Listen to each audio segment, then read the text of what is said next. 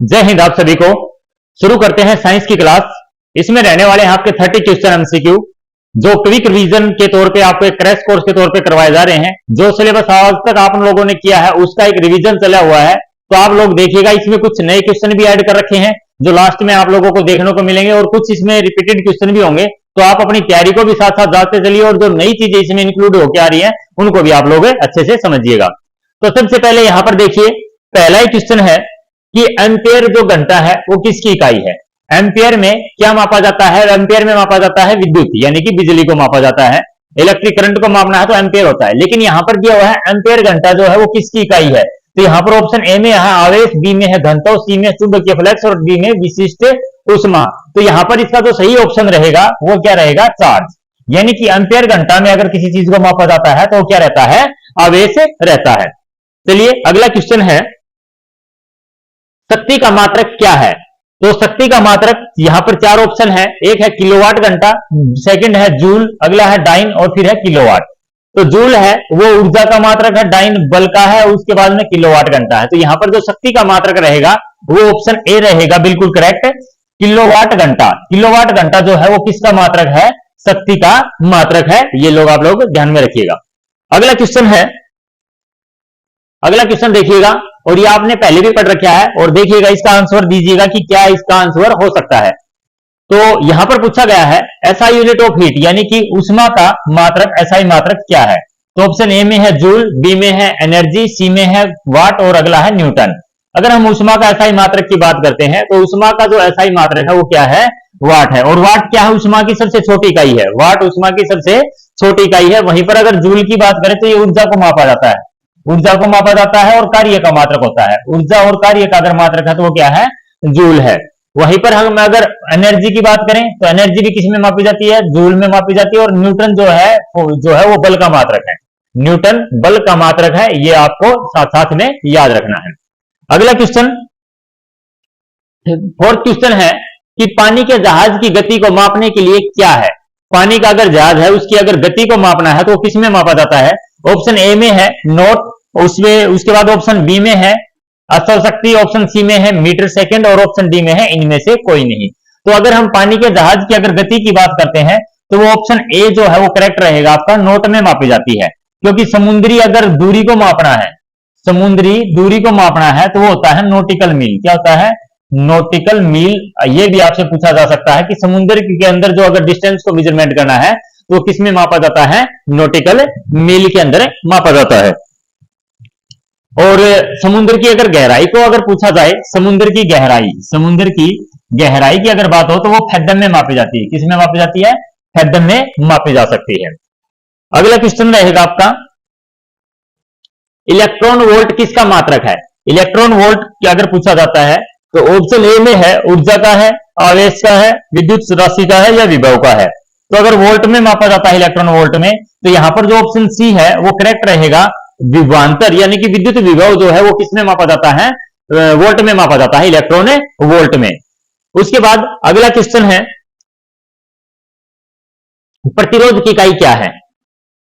प्रतिरोध की इकाई क्या है? तो प्रतिरोध का जो मात्रक है, प्रतिरोध क्या होता है? इलेक्ट्रॉन का जो भाव होता है, करंट को रोकने के लिए प्रतिरोध, यानी कि जिसके अंदर से करंट ना गुजरे, तो प्रतिरोध का जो मात्रक है वो क्या है? ऑप्शन ए है ओम, बी है वोल्ट, सी है एम्पियर और डी है इनमें से कोई नहीं। तो यहां पर ऑप्शन ए जो है वो करेक्ट रहेगा।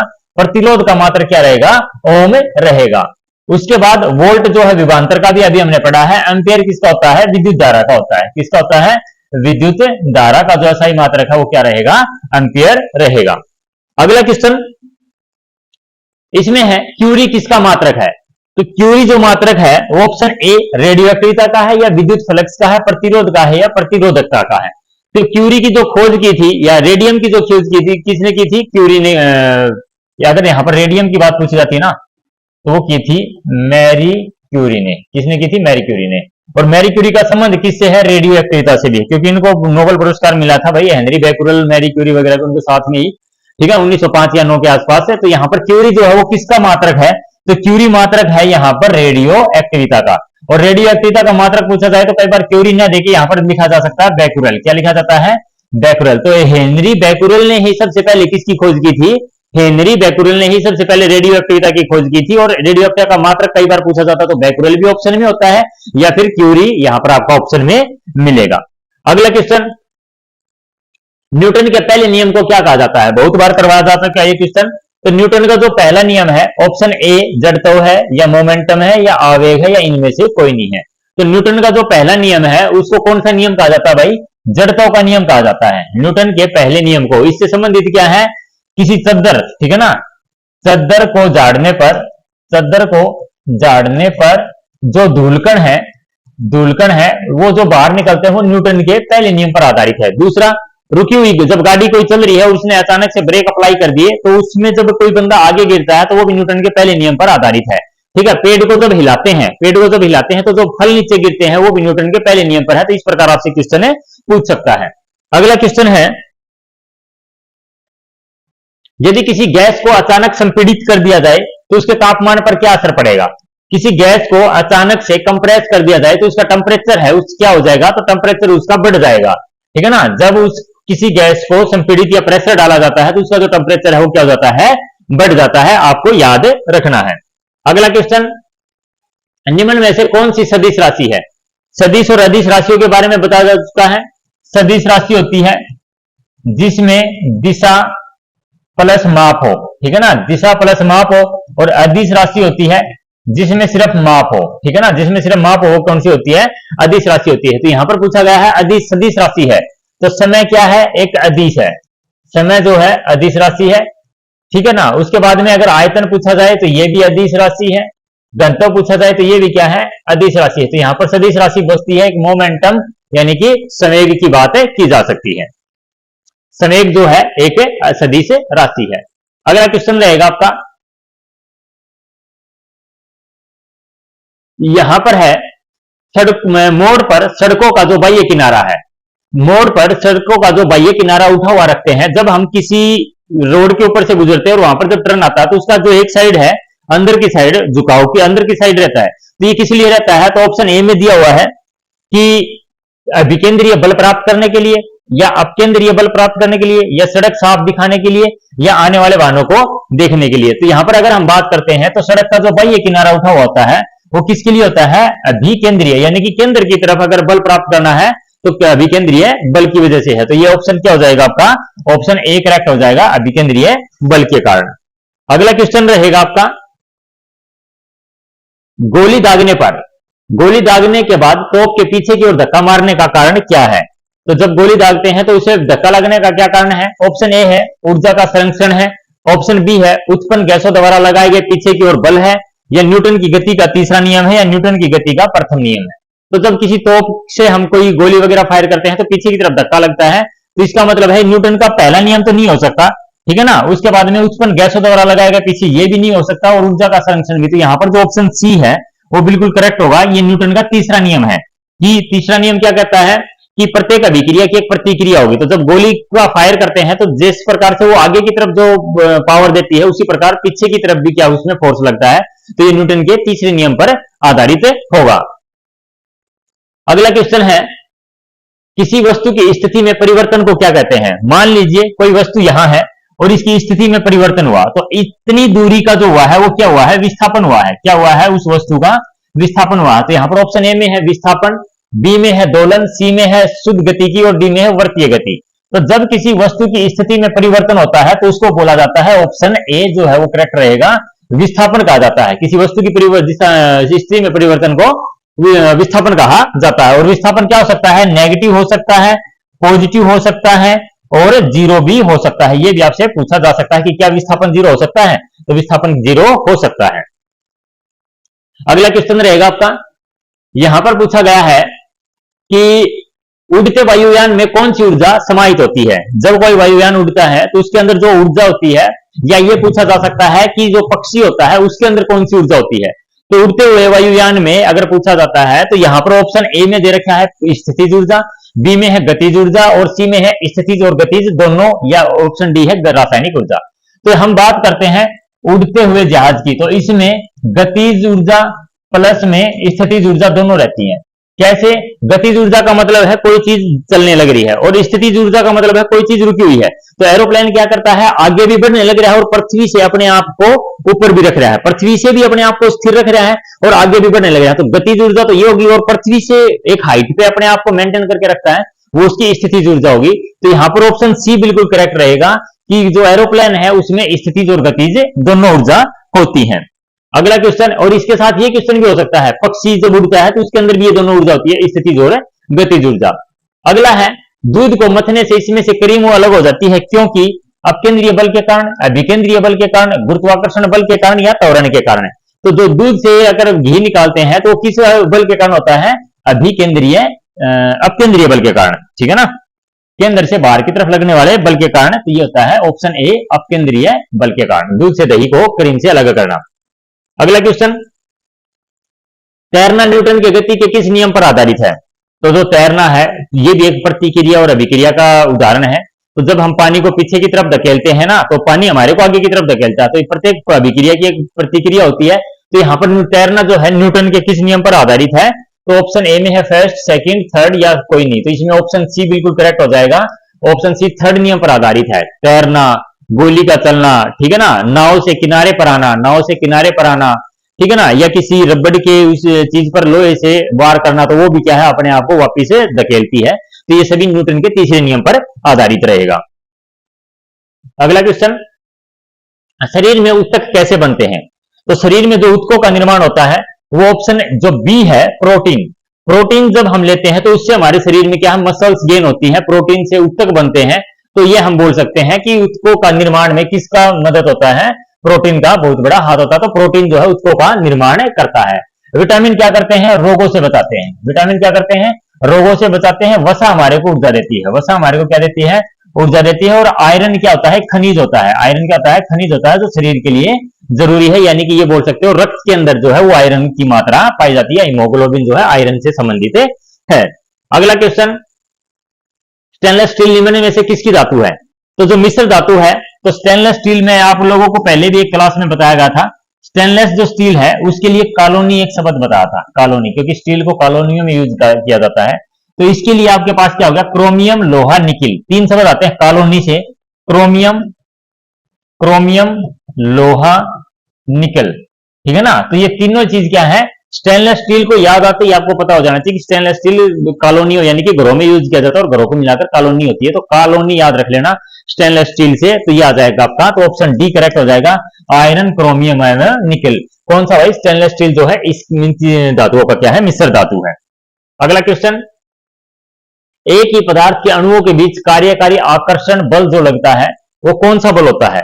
जब पदार्थ एक ही प्रकार के पदार्थ होते हैं, ठीक है ना, एक ही पदार्थ या एक ही प्रकार के जो अणु होते हैं एक दूसरे को पकड़ कर रखते हैं, उसमें कौन सा बल लगता है? तो उसको बोला जाता है, डी ऑप्शन बिल्कुल करेक्ट रहेगा, सहसंचक बल बोलते हैं उसको। क्या बोलते हैं?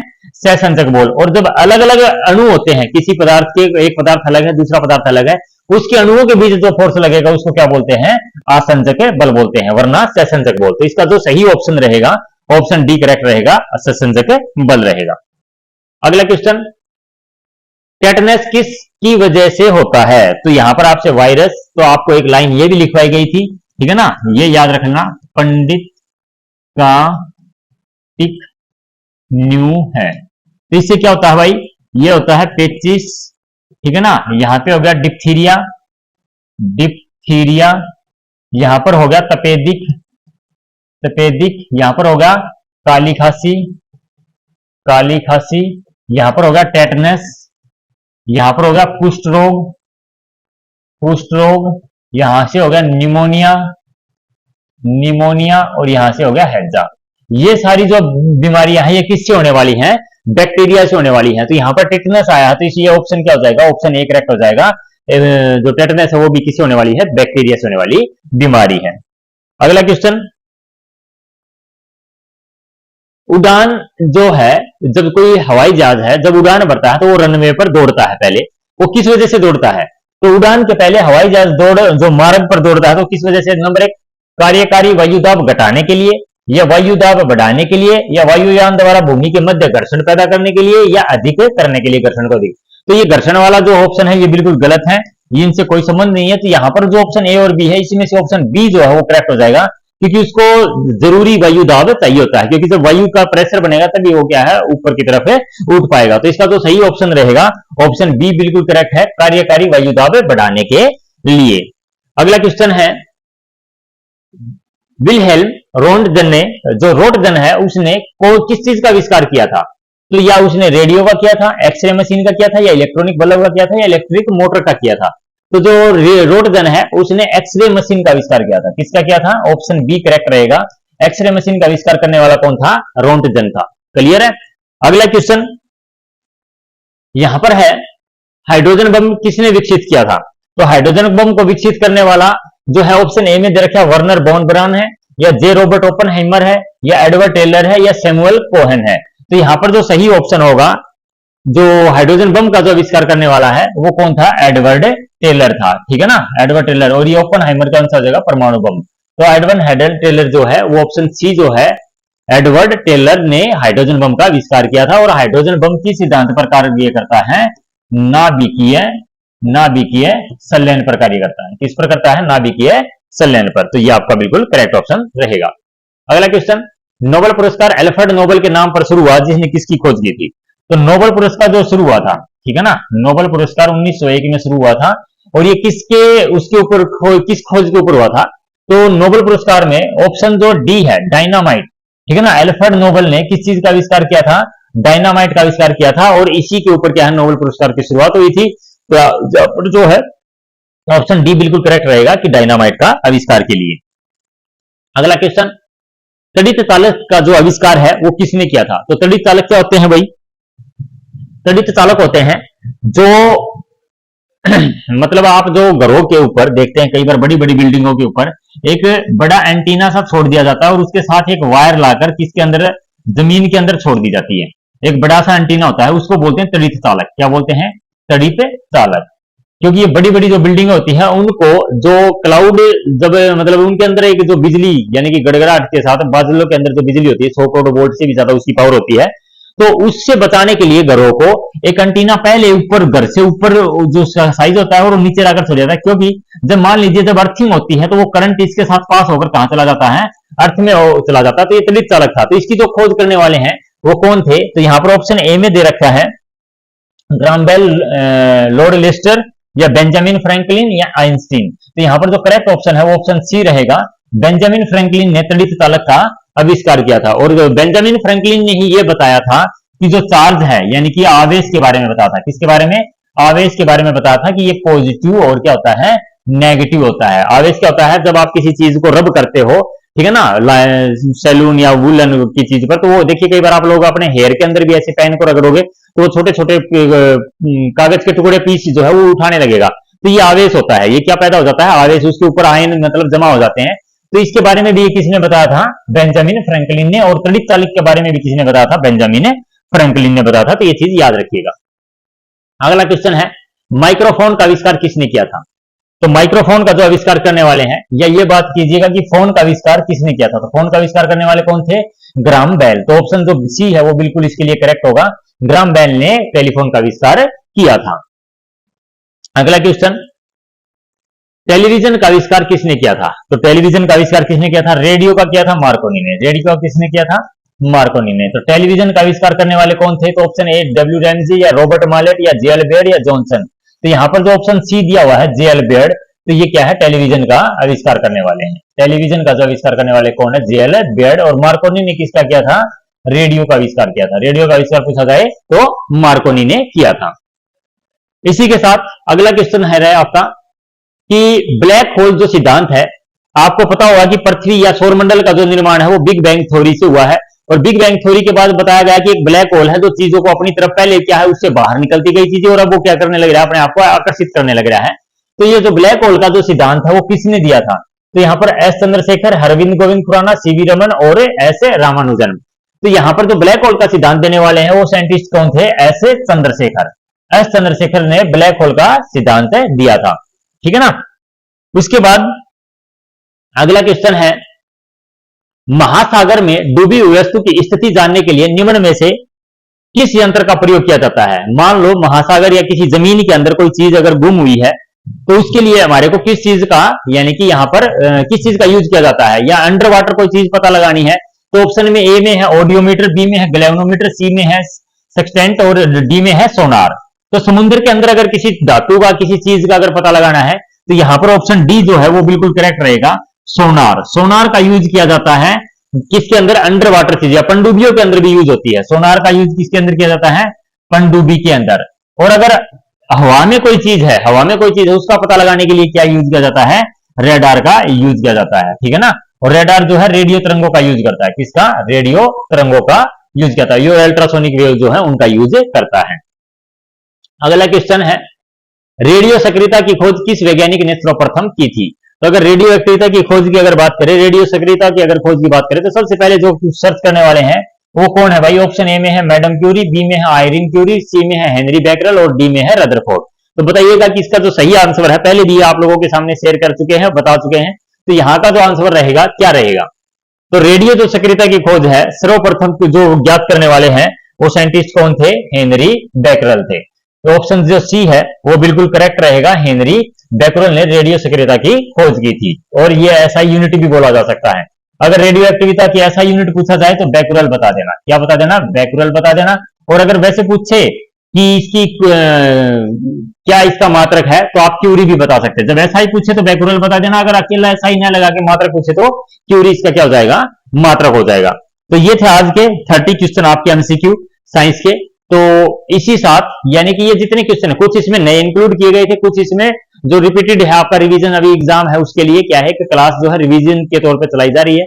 तो इसको अच्छे से आप लोग चेक करिएगा, देखिएगा और बिल्कुल प्रॉपर इस चीज को नोट भी करते चलिएगा, आपके नोट्स भी तैयार करते चलिएगा। चलिए मिलते हैं अगली एक क्लास के साथ विद एमसीक्यू के साथ और विद अच्छी एक्सप्लेनेशन के साथ। तब तक के लिए जय हिंद।